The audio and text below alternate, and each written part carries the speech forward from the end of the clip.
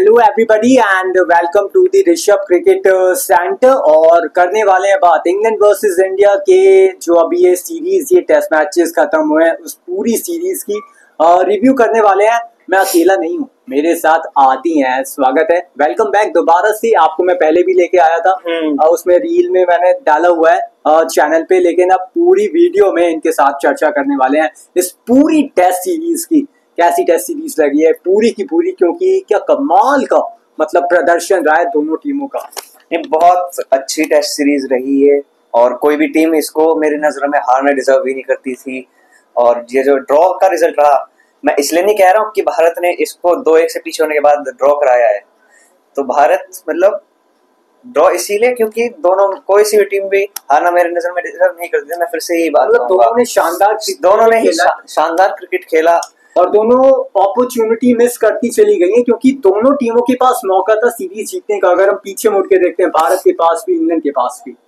बिल्कुल, क्योंकि जो मैचेस इंडिया ने लॉर्ड्स में मैच हारा वो भारत जीत सकता था। वो बैटिंग कोलैप्स कर गई क्योंकि एक की बढ़त हमारे पास होती। क्योंकि देखिए उस मैच में जडेजा भी खड़े रहे थे अंत तक, वो नॉट आउट गए हैं। तो अगर जडेजा खड़े रह सकते हैं तो पूरा टॉप ऑर्डर क्यों नहीं खड़ा रह सकता।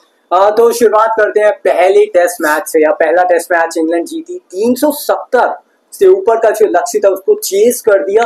बेसबॉल युग में वो थोड़ा डराने वाला संकेत था एक।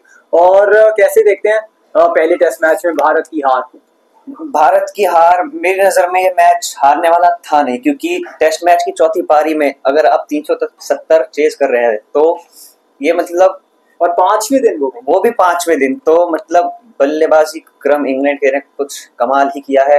और ऐसा नहीं है कि बल्लेबाजी क्रम में स्टार्ट भी तो मिल गई थी ना टैकिटो और क्रॉली की ओर से। और फिर फील्डिंग भी जो थी थोड़ी सी कमजोर रही, फेल हुई थी फील्डिंग हमारी। जायसवाल ने कैचेस छोड़े, 4 कैचेस अकेले जायसवाल ने छोड़े थे। तो कई मौके थे जहां पे हम कैच पकड़ के मैच में बने रह सकते, लेकिन catches win matches but catches नहीं पकड़े गए और मैच लॉस कर गए। तो उसके बाद जब एजबेस्टन पहुंची भारत 1-0 से पिछड़ने के बाद, तो क्या कमाल का टेस्ट मैच जीता। एजबेस्टन में वैसे खाता खुला नहीं था इस चीज से पहले, लेकिन जीता भारत, जिसमें शुभमन का 200 था और दूसरी पारी में भी 100 था।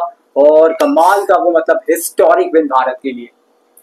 जी हाँ, बल्लेबाजी में शुभमन गिल ने कप्तानी संभालने के बाद बहुत अच्छा प्रदर्शन दिखाया। इस पूरी सीरीज में ही लीडिंग रन स्कोरर रहे भारत के लिए, नहीं पूरी सीरीज के भी वो। और उन्होंने पहली पारी में भी 200 बनाए और दूसरी पारी में भी आके शतक जड़ा। और पूरे मैच में कहें तो 400 से ज्यादा रन अकेले शुभमन गिल ने ही बनाए थे। और अगर गेंदबाजी के नजरिए से देखते हैं, आकाशदीप 10 विकेट निकाले थे, दोनों पारियों में 5-5 विकेट लिए और अच्छी गेंदबाजी करी। और इंग्लैंड को मौका ही नहीं दिया इस मैच में। पहली पारी में जब भारत बैटिंग करने आई तो 587 बना दिए। उसके बाद जरूर इंग्लैंड ने भी 407 बनाए थे, लेकिन फिर जब भारत ने जो लक्ष्य दिया 600 से ऊपर का, तो करो चेज अगर है दम इंग्लैंड में तो फिर नहीं कर पाए। जी हाँ, वो नहीं कर पाए चेज। आकाशदीप भी नहीं है ना इतने रन चेज। जी हाँ, और 600 तो क्या 400 भी चेज होना मुश्किल होता है, क्योंकि बहुत कम बार 400 हमने चेज होते देखा है और 600 तो बात ही अलग है। तो वो एक आधी बार हो जाता है ना। तो भारत ने कमाल का टेस्ट मैच जीता। ये जो दूसरा टेस्ट मैच जीता, फिर हम पहुंचते हैं लॉर्ड्स, जहाँ पे हार मिलती है। वो जख्म थोड़े से जो कि नरम लगा था जीत के बाद दूसरे टेस्ट मैच में, वो फिर से वो क्या निकल आते हैं बाहर। इस टेस्ट मैच में भारतीय टीम बेशक हार गई हो, लेकिन इस मैच की वजह से इस टेस्ट सीरीज में रोमांच जो था वो अगले लेवल पे पहुंच गया था मेरे। नहीं, सिराज ने ये भी तो कहा था कि मैं बहुत डिसअपॉइंटेड था अपने आप से जिस तरीके से मैं आउट हुआ। नहीं, वो बात उनकी ठीक है कि आउट हुए वो, क्योंकि आखिरी विकेट तो उन्हीं का ही था, उनको संभाल के खेलना चाहिए था। लेकिन जिस कंडीशन में आउट हुए, उन्होंने डिफेंस कर लिया लेकिन गेंद घूम के वापस विकेट में चली गई। क्योंकि अपने साइड से हम देखा जाए तो उन्होंने परफेक्ट डिफेंस किया था सीधे बल्ले से, लेकिन वो घूम के अगर टेल एंडर अगर ऐसा डिफेंस करे तो वो किस्मत ने साथ नहीं दिया। स्कोर कार्ड सारा दिखा देते हैं। इंग्लैंड ने 387 बनाए थे, उससे पहले भारत ने बैटिंग करके 387 बनाए थे, तो बराबरी पे चला था मैच। वो अंत में आखिर करीबी जीत मिली थी इंग्लैंड को। बढ़ते चौथे टेस्ट मैच की तरफ, जो कि था मैनचेस्टर में, उसमें भारत पीछे थी आदि। भारत बहुत पीछे थी। पहली पारी में 300 रन से थोड़ा सा अधिक बनाए थे भारत ने, जिसके जवाब में इंग्लैंड ने 600 बना दिए थे। मेरे ख्याल 669 दुगने रन बना दिए थे इंग्लैंड ने। तो जिसके बाद से हमने, और पहले दूसरी पारी में लीड कवर करने के लिए जब भागे तो पहले ओवर में 0 के स्कोर पे ही दोनों जायसवाल और सुदर्शन के विकेट भी गवा दिए थे। तो 0-2 हो गई थी भारत। उम्मीद बहुत कम थी कि ये मैच बचा पाएगी भारतीय टीम, लेकिन जडेजा और वॉशिंगटन सुंदर ने सुंदर खेल दिखाते हुए ये तो उन्होंने फिनिशिंग टच दिया था इन दोनों ने। जो बचाया वो मैं नाम लेना भूल गया था, केएल राहुल और शुभमन गिल का। आप देखते हैं सुंदर और जट्टू ने शतक मारा, जिसके चलते राहुल ने 90 मारे थे। राहुल ने 90s मारे, उस शतक से कम नहीं था। इस पारी में सब कुछ था, 2 बल्लेबाजों के 0 थे, एक 90s का स्कोर था और 3 शतक थे, ड्रामा था। और फिर लास्ट में आके वो हैंडशेक नहीं करा, तो सब कुछ था इस मैच में। बहुत मतलब जो कहते हैं ना, इंडिया, इंग्लैंड और ऑस्ट्रेलिया, इन 3 देशों में सीरीज और वो कंट्रोवर्सी ना हो तो मजा कहाँ। तो ये मैच वो कंट्रोवर्सी वाला, अटपटा चटपटा कुछ ना हो तो मजा क्या। अब चलते हैं 5वीं टेस्ट मैच की तरफ। आदि ओवल में था, इससे पहले भारत लंदन आई थी लेकिन हारी थी लॉर्ड्स में। अब दोबारा लंदन आना पड़ा, ओवल आना पड़ा, अंतिम टेस्ट मैच खेलने के लिए आना पड़ा, सीरीज को बराबरी करने के लिए आना पड़ा। तो कैसे देखते हैं इस 5वीं टेस्ट मैच को, जो कि भारत के लिए, भारत के टेस्ट क्रिकेट के इतिहास में one of the greatest test match बन के रह गया। बहुत अच्छा ये टेस्ट मैच, रोमांचकर, दोनों टीमों ने बहुत अच्छा क्रिकेट भी खेला और बहुत मतलब अच्छे से, मतलब भारत ने पहली पारी में शुरुआत तो ठीक नहीं थी। 224 रन बनाए थे भारत, जिसमें करुण का शतक था, जिसके जवाब में इंग्लैंड अच्छा दिख रही थी कि बहुत बड़ी लीड हो सकती है, लेकिन गेंदबाजों ने कमबैक कराया भारत का। मोहम्मद सिराज ने, प्रसिद्ध कृष्णा ने, आकाशदीप ने, जिसके बाद ने पंचा लिया था। और जिसके बाद इंग्लैंड भी 250 से नीचे सिमट के रह गई थी, तो ज्यादा बड़ी लीड इंग्लैंड को 47 पे ऑल आउट हुए थे। हाँ, स्कोर कार्ड ये रहा, देख सकते हैं। तो जिसके बाद इंग्लैंड के पास ज्यादा बड़ी लीड बची नहीं थी, तो जिसके जवाब में 20-24 रन, तो जिसके जवाब में फिर भारत ने तीसरी पारी में अच्छा स्टार्ट भी किया। जायसवाल का शतक था, और वो पिच और उसके ऊपर सवाल था ना, पहले ग्रीन पिच थी 2 दिन, उसके बाद वो पिच थोड़ी बेहतर होती चली गई। उस विकेट पे फिर नाइट वॉचमैन के रूप में हमें आकाशदीप देखने, उन्होंने भी अर्धशतक जड़ा, उनके लिए भी ये टेस्ट मैच हमेशा यादगार, पहला अंतरराष्ट्रीय 50 उनके लिए। बॉलिंग में भी कमाल किया उन्होंने, बॉलिंग बैटिंग से याद रखा जाएगा उनके लिए।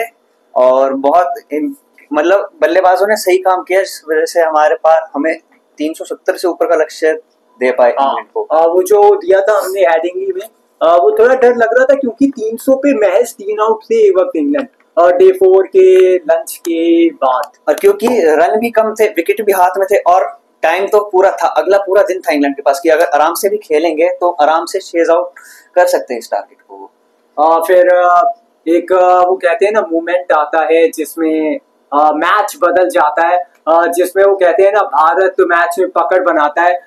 फिर बारिश आ जाती है, वो जब आउट होते हैं, रूट आउट होते हैं, वहां से ब्रुक, वहां से माहौल बना हुआ था, फिर जाता है 5वें दिन तक टेस्ट मैच, वहां से फिर वो आता है 35 रन वर्सेस 4 विकेट्स, जहाँ पे भारत मारती है बाजी, इंग्लैंड को मिलती है हार।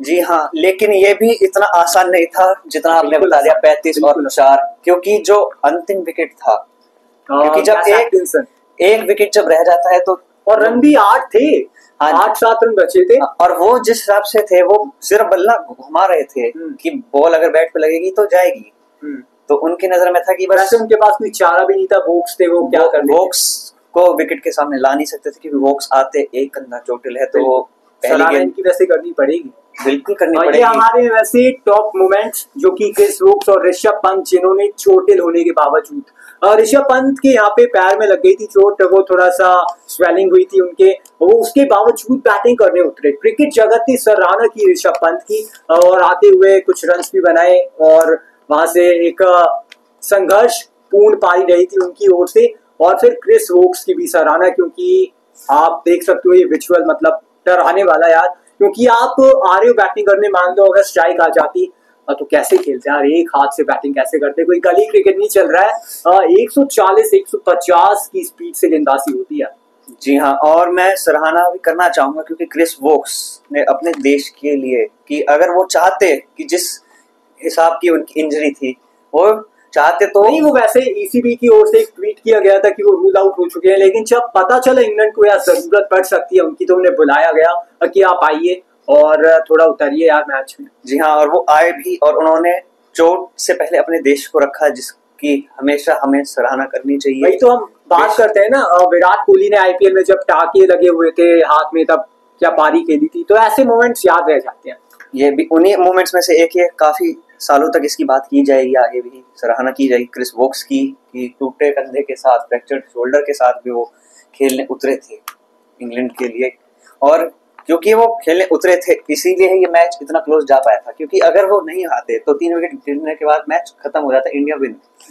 लेकिन वो आए तो जिसके बाद इंग्लैंड को रोमांच की हदें पार, एक टेंशन बढ़ गई, एक एक्स्ट्रा विकेट इंग्लैंड को मिल गया। वैसे तो 10 ही चटकाने थे, लेकिन जब पता चला कि यार 10 अब चटकाने पड़ेंगे, क्योंकि पहली पारी में भारत ने केवल 9 चटकाए थे और दूसरी में उस मौके पे 10 चटकाने थे कि भाई रन भी उतने नहीं है, और फिर अब वही बात आ जाती। और फिर उस टाइम पे भी गस एटकिंसन ठीक बल्लेबाजी कर रहे थे, रन मार रहे थे, तो हो सकता था कि वो जिता के ले जाते, लेकिन फिर आते हैं सिराज और उनकी यॉर्कर, शेर दिल मोहम्मद सिराज, डीएसपी बना था, ओवर्स लगातार डाले। पूरी सीरीज के 5 मैच सिराज ने खेले हैं, कोई थकान नहीं, कोई ब्रेक नहीं, सबसे ज्यादा विकेट भी सिराज ने लिए हैं, सबसे ज्यादा इस सीरीज में ओवर भी सिराज ने डाले हैं, तो बहुत अच्छे से उन्होंने प्रदर्शन किया इस सीरीज में। वो मैं पता है आपके साथ में इनके साथ एक ना सोशल मीडिया पे अभी रील देख रहा था, जस्ट शूट करने से पहले, वहां पे लिखा आ रहा था ऊपर एक तो कि बिलीव यू जस्सी भाई, और एक पे लिखा आ रहा था वी बिलीव सिराज भाई, मियां भाई। तो ये बदल रहा है थोड़ा। जब तक जसप्रीत बुमराह है मेरी नजर में, तब तक बुमराह अब इतने बड़े ओहदे के गेंदबाज हैं कि वो अगर प्रदर्शन नहीं भी खेल रहे हैं तो उनकी चर्चा होती रहेगी। हाँ, लेकिन सिराज भी पकड़ रहे हैं। लेकिन ऐसा नहीं है कि बुमराह नहीं खेलेंगे तो इंडिया मैच नहीं जीतेगा। नहीं, जब बुमराह नहीं थे इंडिया के पास, बुमराह के डेब्यू से पहले तब भी भारत की गेंदबाजी अच्छी थी, और बुमराह नहीं है, लेकिन बुमराह की पास जो काबिलियत है भाई, वो तो पता है सभी को, once in a generation talent है मेरी नजर में बुमराह, जो एक्शन है मेरी नजर में नहीं, पूरी दुनिया सभी की नजर में।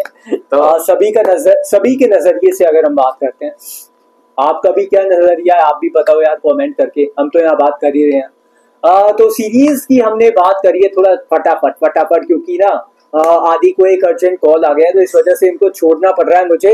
तो लाएंगे इनको दोबारा से, डोंट वरी, इनको दोबारा से लाते हैं, आएंगे दोबारा।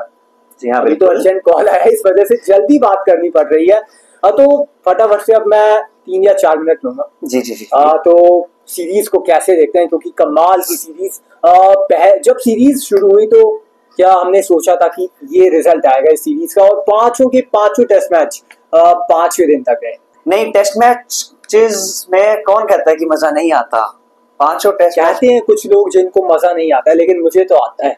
टेस्ट मैचेस में मजा उन्हीं को नहीं आता जिनको T20 देखने का आता है, फास्ट क्रिकेट, जिसकी मैं खिलाफ नहीं हूँ बिल्कुल भी, मेरे को भी देखने में मजा आता है, हमें ही मजा आता है। मैं भी आरसीबी फैन हूँ, मैं भी आरसीबी फैन हूँ, मना नहीं कर रहा, मैं भी। और जर्सी पहन के आए थे, वो है एक रील इनकी, शॉर्ट वीडियो है। तो हर प्रारूप के क्रिकेट के अपने मजे हैं, ओडीआई का अपना मजा है, T20 का, लेकिन test at its best. Test match संघर्ष का खेल है, संयम का खेल है, धैर्य का खेल, संयम का खेल है, परिश्रम का खेल है। और इस सीरीज ने वो बता दिया, 5 के 5 टेस्ट मैच आखिरी दिन तक गए, और ऐसा नहीं है कि कोई भी टेस्ट मैच पहले दिन ही हमें पता चल गया कि इंडिया जीतेगी, इंग्लैंड जीतेगी। 5वें दिन भी कहाँ पता चला, 5वें दिन भी रिजल्ट जब आता नहीं है पता नहीं चल पाता। जब तक रिजल्ट आ नहीं रहा था, कि लिखे आ नहीं रहा था ऑफिशियल इंडिया विन या इंग्लैंड विन, हम बता नहीं सकते थे मैच का पासा कहाँ कैसे बता सकते थे। वो तो बस भारत, मैं तो कहता हूँ कि जो लॉर्ड्स का मैच था वो भी कोई हारने वाला मैच नहीं था, क्योंकि जडेजा अंत तक टिके हुए थे, केवल 22 रन रह गए थे, वो बस किस्मत नहीं थी उस दिन हमारे साथ। तो लेकिन इस मैच में भी ऐसे लग रहा था शायद नहीं है, क्या पता इंग्लैंड बना ले जाए। लेकिन एक बात आपने कॉमन देखी आदि, वहाँ पे हम भी चेस नहीं कर पाए, यहाँ पे इंग्लैंड भी चेस नहीं कर पाए। हम वहाँ पे भी मतलब ऐसे कोई रन नहीं थे, 190 ही थे। वैसे इंडिया की जो बैटिंग फॉर्म में थी तो कर लेना चाहिए था उस हिसाब से, लेकिन यहाँ पे अगर इंग्लैंड के देखते हैं 300 पे केवल 3 आउट, तो उस हिसाब से उनको भी कर लेना चाहिए था, वो भी नहीं कर पाए, तो हिसाब बराबर हुआ, तुम नहीं कर पाए हम नहीं कर पाए, हाथ मिलाओ चलो। हाँ, और हाथ मिलाने से मेरे याद आया कि इस सीरीज की जो ट्रॉफी है वो इस साल किसी को नहीं मिली। सर इस सीरीज की पता है आपको? ये बताएंगे, एक्सप्लेनेशन करेंगे अच्छी तरह। बताओ सर कहाँ जाने वाली है ट्रॉफी? ये सीरीज क्योंकि ड्रॉ हुई है, और मतलब ऐसा होता है कि जैसे एक सीरीज होती है टेस्ट मैच की, वो अगर ड्रॉ हो जाए तो उससे पिछली जो सीरीज हुई होती है देशों के बीच में, जैसे नहीं वो भी पटौदी जो ट्रॉफी थी 2022 में, वो भी ड्रॉ हुई थी। हाँ, तो वो बताता हूँ मैं क्या हुआ था। सो अब ये पटौदी ट्रॉफी तो रही नहीं, मेडल आ गया ये, हाँ वो आ गया, मतलब ये अब एंडरसन तेंदुलकर ट्रॉफी इसका नाम कर दिया गया है। तो इसको एक नई ट्रॉफी की तरह देखा जा रहा है। तो जैसे पटौदी ट्रॉफी का मैं एग्जांपल बताऊं आपको, वो मैच सीरीज ड्रॉ रही थी, तो उससे पुरानी जो सीरीज हुई थी इंग्लैंड में, इंडिया इंग्लैंड वाली 2018, अच्छा, तो वो इंग्लैंड ने जीती थी। अच्छा, तो इसलिए वो ट्रॉफी रही इंग्लैंड के पास। यानी कि अब बीजीटी का भी एग्जांपल अगर मैं थोड़ा अगर बताऊं, तो जो मतलब यहाँ पे अभी जो बीजीटी गई, अगर भारत वहाँ पे सीरीज को ड्रॉ कर लेती तो भारत के पास ट्रॉफी रहती है ना। अब यहाँ पे ऑस्ट्रेलिया जीत गई जैसे बीजीटी, तो उनके पास आ गई। जी हाँ, रिटर्न हो गई। ड्रॉ में ऐसा ही होता है कि जो पिछली बारी उस देश में जाके वो ट्रॉफी होती है तो उसी देश के पास रहती है अगर ड्रॉ होता है इनके। अच्छा, जीत जाते हैं तो वही चाहती है फिर अदला बदली थोड़ी सी। तो बहुत बहुत शुक्रिया आपका, आपने अदब से बताया और संयम से समझाया। उम्मीद करते हैं आपको हमारा ये रिव्यू पसंद आया। थोड़ा जल्दी में थे लेकिन फिर मिलेंगे, टाइम रहेगा हमारे पास काफी सारा। इनका अर्जेंट कॉल है, मैं अभी आपको इजाजत देता हूँ, आप जाओ फटाफट चलो। तो मुलाकात होती है अब आपसे हमारी बहुत ही जल्द। तब तक के लिए good bye and take care, और फटाफट से चैनल को सब्सक्राइब कर दो। अगर आपको आदि की मतलब थोड़ी क्रिकेट का कंटेंट जानना है तो ये भी आपको बताते रहेंगे, अब मैं अकेला नहीं हूँ, डोंट वरी। मुझे लगता है आप बोर हो गए थे तो मैंने लिया आदि को, मैं कहा आदि यार आओ थोड़ा बताओ आप भी। तो ये भी अपना कंटेंट शेयर करेंगे, तो इसलिए आप चैनल को सब्सक्राइब कर दें। 250 के पार फटाफट से जाना है क्योंकि अभी है 242 सब्सक्राइबर्स, ये देख सकते हैं आप अपनी स्क्रीन में। चैनल को शेयर भी कर देना, ये 3 काम कर देना, हमारा काम खत्म होता है। अभी के लिए इजाजत दीजिए, बहुत बहुत शुक्रिया। आई रियली होप कि आपको हमारी वीडियो पसंद आई होगी दोस्तों। Thank you for watching.